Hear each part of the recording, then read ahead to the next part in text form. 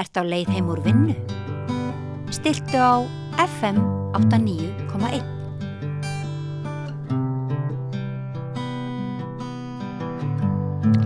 Þá komið að, við getum sagt þessi framhaldssaga, það eru málaferli Neytendasamtökin gegn bönkunum.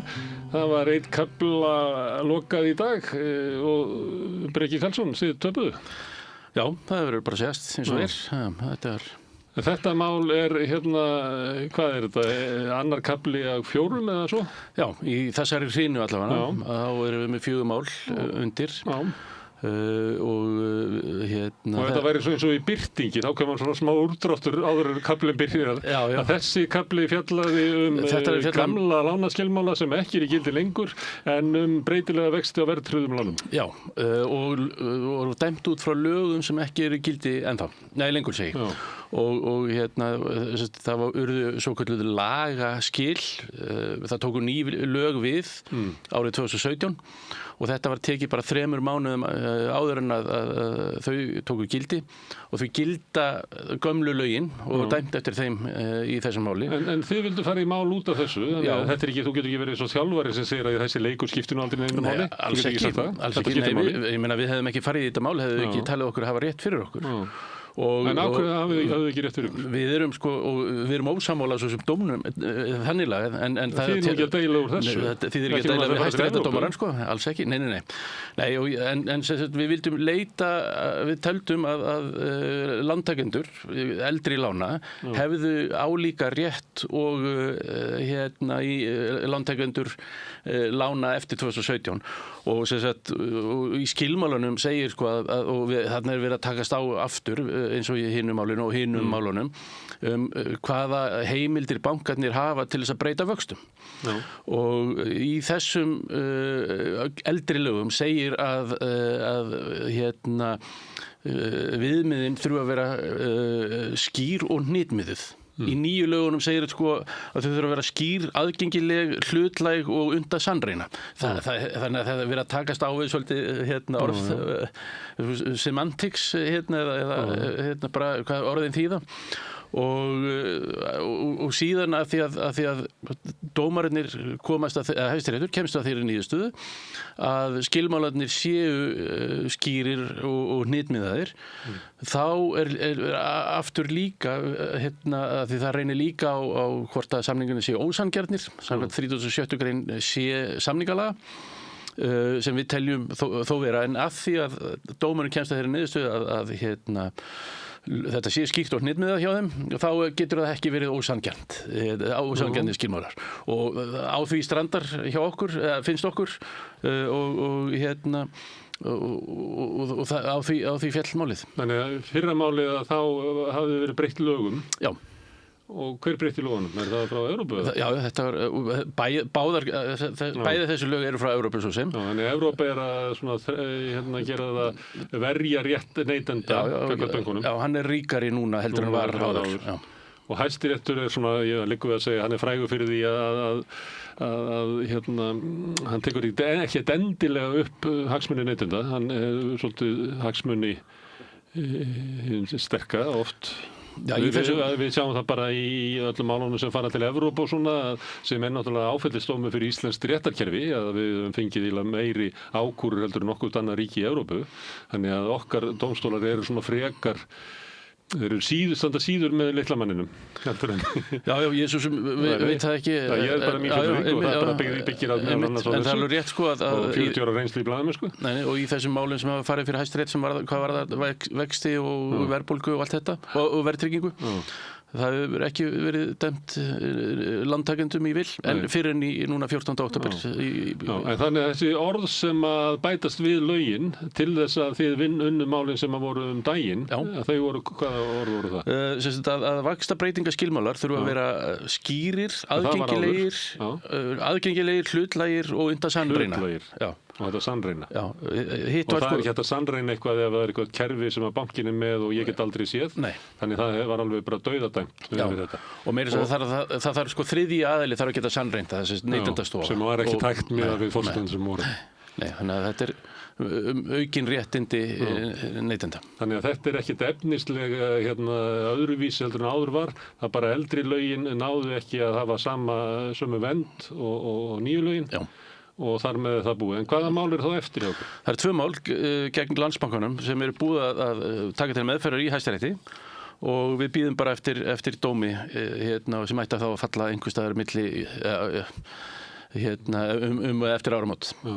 Ekki milli Skips og Bryggju. Já. Hvað hvað snúast þau? Þau annars vegar fasteignalán að fjárhæð 6,5 milljón.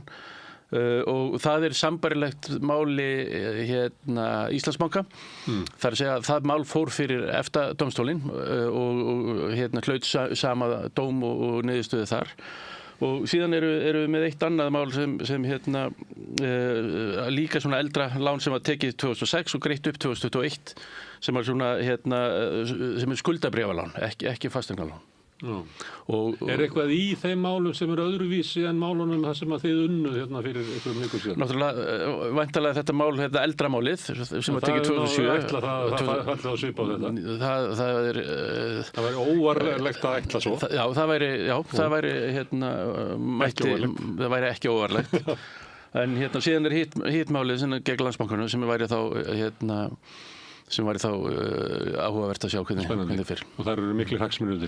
Þetta eru, húsnæðislán Íslendinga, það bil 50% heimila með húsnæðislán, að greiða af húsnæðisláni eða 70.000 heimili og upphæð húsnæðislána það bil 2.700 milljarðar sem þetta ágóð sem ég veit ekki eins og hvað mörg null í því en ég veit að ársframleiðsla landsframleiðsla Íslands á ári það bil 4.500 milljarðar þannig að þetta rúmlega hálfur landsframleiðsla Íslands í húfi Herðu, og mikil náttúrulega stort mál því að hvert prósentustig skiptir gífurlega miklu máli fyrir okkur neytendur og því verða stjórnvöld finnst mér og í framhaldinu af þessu máli og burt sér frá niðurstöðum þessara mála þá þurfum við að fara að koma okkur saman hvers konar kerfi við viljum hafa og stjórnmálamenn verða bara vesku að segja okkur hreinum orðum hvaða vaxtastig það sem við viljum búa við og hvernig ætlum við að koma okkur þangað. Það þýðir ekki að fólk sem að taka lán í dag þurfa að borga 10% vexti af lánunum sínum. Það bara algjörlega galið og það bara það sem og þetta náttúrulega hluta þessu máli að reyna að koma okkur niður á eitthvað sanngjarnara kerfi heldur en við erum með í dag. Allir raunvextir yfirdráttarlána sem fólk með á debitkortunum sínum sé ekki nálega 12%? 15%. Það nafnvextið en svo tökum verðbólgu frá þetta alveg bara fáheyrt í heiminum. Þetta bara algjörlega galið. Herðu, en það sagt í svona stundum í stríði að það eitt að vinna stríðið og annað að vinna friðinn og sömuleyti þá unnu þið málið fyrir nokkru vikum en þið hafið ekki unni friðinn og eftir þegar maður myndi ætla það þá hefði verið tekið til svolítið eins og þú ert að æskja núna að stjórnmálin komið sér saman að við verðum þá að ákveða hvernig skipulagi að vera að þessu.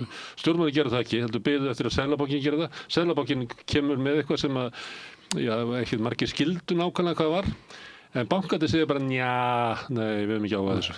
Þannig að það eiginlega engin sátt það í samfélaginu. Hvernig ég haga þessum málum? Þrátt fyrir þennan dóm?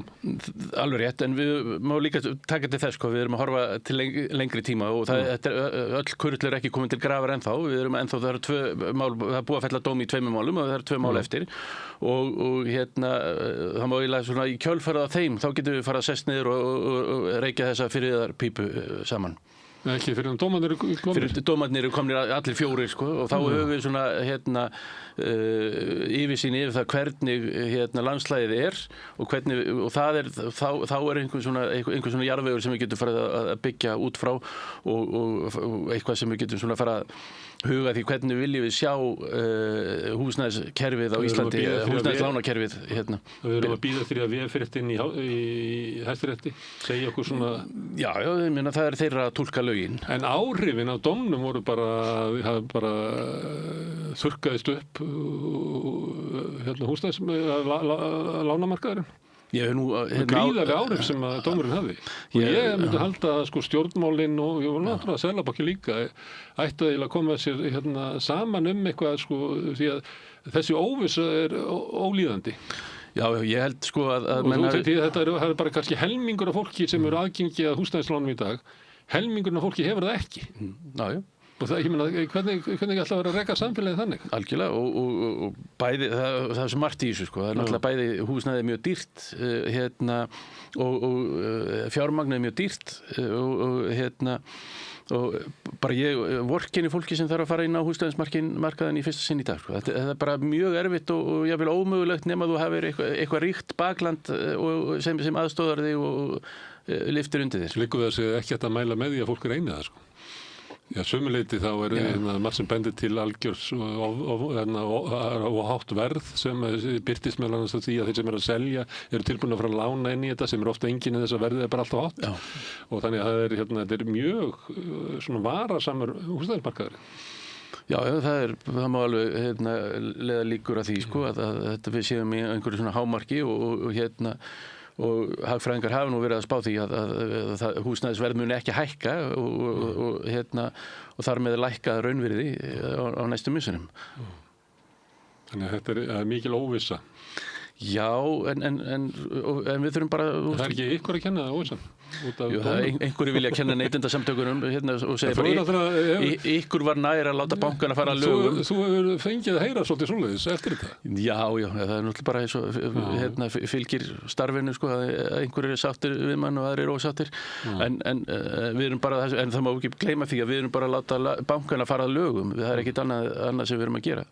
Ég sá áðan að það var svona nefnd eða hópur, held ég sé kallað, sem var fulltrúa frá 4 ráðuneytum, frá sveitafélagunum, frá SA, frá öllum stærstu stéttarfélagunum og samtökum stéttarfélagsins, að leggja það til að leikskólar eruðu, að fólk hefði rétt á leikskólam, að það væri næstu eins og skólaskylda. Eða ekki beint skólaskylda, ekki skylda, en þú hefur rétt á því, sem er til þess að mæta bara vondu og fremdur ástandi. Af hverju má ekki búa til eitthvað svona þetta mál, hvers konar lánakjör eigi að vera húsnæðismálum sem skiptir okkur sko, ég ætla ekki að segja meira máli heldur en dagvistin, en þú veist, er bara á sama stað. Þetta er allavega stærsta fjárfesting í lífi fólks, svona bein fjárfesting, já, það er alveg rétt og við höfum svo sem neytendasamtökin leitað út fyrir landsteinina með það og erum að huga að því að finna fordæmi og það er mjög áhugavert að sjá að það er nánast í hvergi í neinu land en það er í öllum löndum er eitthvað sér kerfi, það er mjög ólík kerfi eftir löndum þannig að það virðist ekki vera eitthvað svona ein stærð sem hentar öllum sko. En við getum labbað og valið það sem er skást fyrir neytendur. Já, algjörlega. Og ef að okkar kerfi væri þarna í kjörbúðinni líka, þú myndir aldrei velja það. Nei, ég held að myndi enginn fara og horfa á 2% vexti í Danmörku og sjá svo 10% vexti á Ísland og fara, ég ætla frekar að fá að borga 10% vexti. En meðan við ákveðum ekki hvernig kerfið á að vera, þá sittum við uppi með þetta kerfi. Nákvæmlega. Og það er bankandi bara stjórnaði hvernig það er. Og við erum að labba til Hæstaréttar og segja hvað er það sem þið viljið og Seðlabankar hvað er það sem þið viljið. Ég held að ég taka þetta fyrir í svona breiðri pólitískri að það vera flokkarnir og þið hafa fórustu þetta og fleira. Við verðum að koma þessu ákveðn skrið að losna út úr þessu. Algjörlega. Það má ekki gleyma samt sko líka þú talar bankana, stjórnisöldu lífeyrissjóðirnir er náttúrulega með mjög stóran hlut í þessu. Þeir eru með það bil 25% af öllum lánum sem beinum lánum og svo kaupa þeir 70-80% af öllum skuldabrifum sem bankarnir gefa út. Fjármagna bankana. Lána getur bankana. Já, þannig að 70% af öllum fasteignalánum eru fjármögnuð beint eða óbeint af lífeyrissjóðakerfinu. Og það er náttúrulega tækifæri að því. Þeir eru ekkert skárið en bankarnir? Jú, þeir eru með miklu betri kjör. Margir hverjir, já. Það er alveg... Ég heyrði þið segja þetta daginn og svo hlustaði mann sem að vera stór efast myndi að vera rétt þar. Það er hægt að fara bara og sjá hjá Birtu til dæmis lífeyrissjóði sem er að bjóða 3,3% verðtryggða vexti sem er langt undir því sem bankarnir eru að... Það sem hefur svona 4,25 Já. Þannig og þeir eru að bjóða svona kringum 8% margir hverjir í óverðtryggðum. Það er hægt að skoða þetta, það er ekki að trúa mér, það er bara hægt að fara á netið og... Vandinn er sá að það kannski er svo fáið sem standast greiðslumatinn. Það svo allt annað sko. Það allt önnur ella líka sko. Erum við að byggja á dýrt húsnæði, erum við að viljum við vera í of stóru húsnæði og svo framvegis. Erum við að kaupa oft íbúðir yfir ævina og stórar íbúðir. Og stórar. Þegar ég var ungur blaðamaður og þá reiknaði ég það út að Íslendingar væru að kaupa einu herbergi og mikið með að við Dani. Og ég var svona veltaði upp sko, kannski er það eitthvað svona smá mistök, kannski þá fór fólk að segja það bara kaldara hér og við þurfum að vera meira inni og það svona. Svo má líka segja sko, það byggingarreglur gerir skildar allar íbúðir til að vera með 8 fermetra geymslu. Stúdentar hafa ekkert að gera með 8 fermetra geymslu til dæmis. Þannig að það er svona ýmislegt sem en nú reyndar sko geymslutíminn, nú tími þegar fólk fennir í geymslu og sækir jóladótið. Reyndar, en það þarf ekki fyrir fólk sem nýbyrjað að búa, býr jafnvel eitt eða ég ætla bara að vara þig við að aðvendan er blómatími geymslunni. Það sem að koma góða fréttir úr geymslunni. Herðu, gaman að fá því í þessari hörkuspennandi framhaldssögu. Hún er kannski ekki með skýrasta söguþráðin sem að sögur bjóðu upp á, en þetta er líklega svona mikilvægasta sagan sem er í gangi í samfélaginu, eða svona fjárhagslega er þetta mikilvægasta sagan sem að snýra almenningi.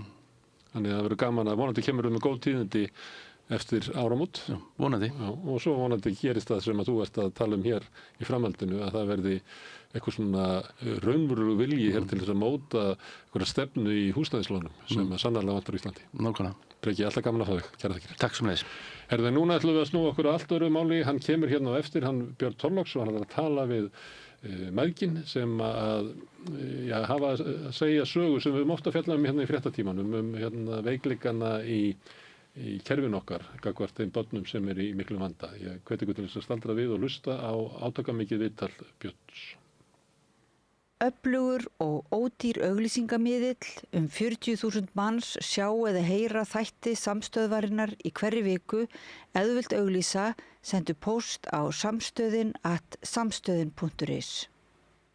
Við lifum á tímum þegar þörfin fyrir opna og gagnrýna umræðu brýnni en nokkru sinni fyrr.